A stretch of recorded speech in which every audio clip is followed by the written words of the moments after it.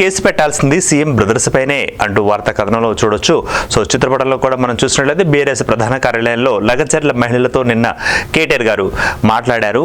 వారి యొక్క అభిప్రాయాలను తీసుకున్నారు. వారి యొక్క సమస్యలు ఏమిటి అన్నది కూడా వినడం జరిగింది. లాఠీ ఛార్జీలో గాయపడిన మహిళకు సంబంధించిన చేతిని కూడా పట్టుకుని పరిశీలిస్తున్నారు కేటీఆర్ గారు. దానికి సంబంధించిన చిత్రపటం. కేసు పెట్టాల్సింది మీ మీద కాదు, సీఎం బ్రదర్స్ మీద పెట్టాలి అంటూ వార్తా కథనంలో ఆయన అనడం మనం గమనార్హం. వాళ్లకు అర్థమయ్యే భాషలోనే లగచర్ల ప్రజలు సమాధానం చెప్పారు. తప్పేంటి అంటూ ఆయన సూటిగా ప్రశ్నించారు.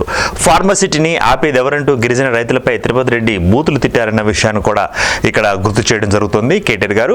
ఇక అదేవిధంగా సొంత నియోజకవర్గంలో ఎస్టీల భూములను సీఎం బంధువులకు ఇవ్వాలనేది ప్రణాళిక. రేవంత్ ప్రైవేట్ సైన్యంలో కొందరు ఐపీఎస్లు వ్యవహరిస్తున్నారు. విఫల సీఎం వైఫల్యాల వారసుత్వం చేస్తాం అంటూ వార్తా కథనం.